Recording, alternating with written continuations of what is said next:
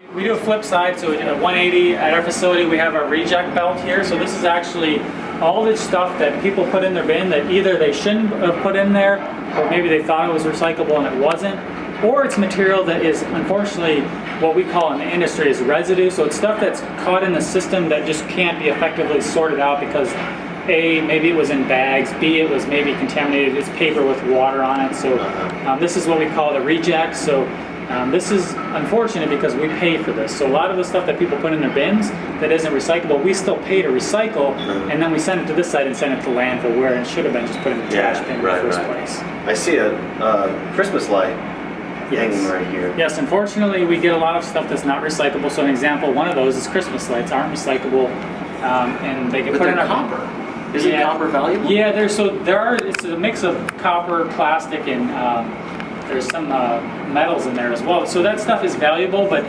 it can't go on our system. This system is designed to sort and recycle certain items. There's 11 commodities that we produce, but plastic Christmas lights can be recycled at electronic vendors, electronic waste recyclers, just not here. I didn't even know those existed. Yes. Yeah, and actually during the holidays we actually do set up bins at the transfer station, so if you do have Christmas lights you can bring them here and we'll recycle them.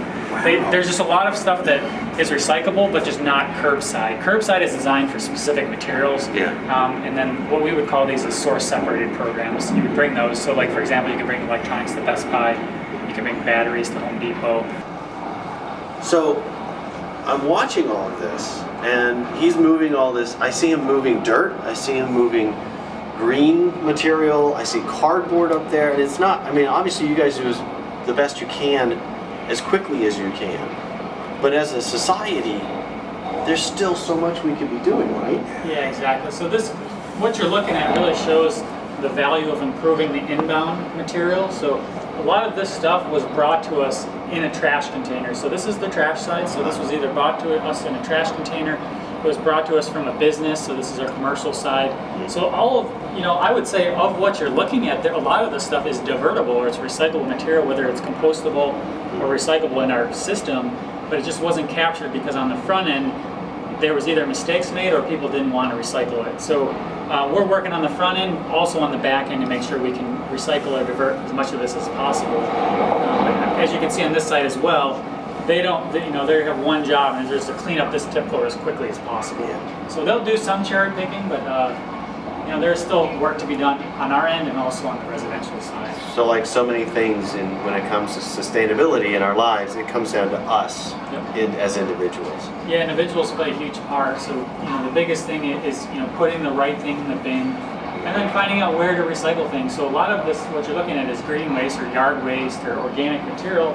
And we have a really good program actually to convert that. If you bring it to our transfer station and get certified through us, you save a ton of money on your tip fee. So instead of paying $38 a ton, you might only pay $24 a ton to bring green waste here. So actually, it's not only is it sustainable, you save yourself some money too. So everybody's landscaper. You hear that? Yeah. Get them certified. All right, let's go to the next one. Okay. So this is an image of our optical sorter. So this is actually a very cool piece of equipment, probably one of the coolest pieces of equipment in our facility. It's used to sort the PET plastic from the other plastic. PET would be, an example would be like a water bottle or a number 1 plastic. So how this works is there's a near infrared beam of light being shot down, and as the materials ride through there, if it identifies PET plastic, it shoots bursts of air at that. So those type of plastics actually get ejected over onto a separate belt, and then the other plastic falls through. So one of the most important pieces of equipment, because that material is getting sorted from the other plastics, and then keeping it separate also generates revenue on the back end. So these are some of our higher revenue plastics. So PET is the highest revenue? Not PET. PET is one of the higher, so number 2. So number 2 plastic, which would be HDPE or your high density polyethylene, which is like a milk jug or a laundry detergent container. So those materials are highly, they generate quite a bit of revenue, so it's important that those get sorted out too. Okay. Good. Next stop.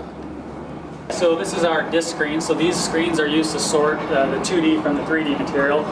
The problem with that... Sorry, 2D material would be what? Yeah, so 2D would be your paper, your cardboards. Okay. And then 3D would be your plastic bottles or jars or jugs. Okay. So the problem with this equipment though is that it can't sort plastic bags out. So what happens is they get wrapped up around the machines and we shut down the machines 2 to 3 times a day to cut those bags out. So it's very time consuming, and it's the main reason why plastic bags aren't acceptable in the program. Okay, people, the takeaway is no plastic bags or plastic Shrink wrap, bubble anything. wrap, None of that in the Oh, recycling. wow, yeah, just look at the amount of it. Oh yeah, it's a ton. Oh my gosh.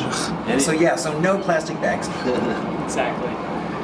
Okay, cool. So moving on.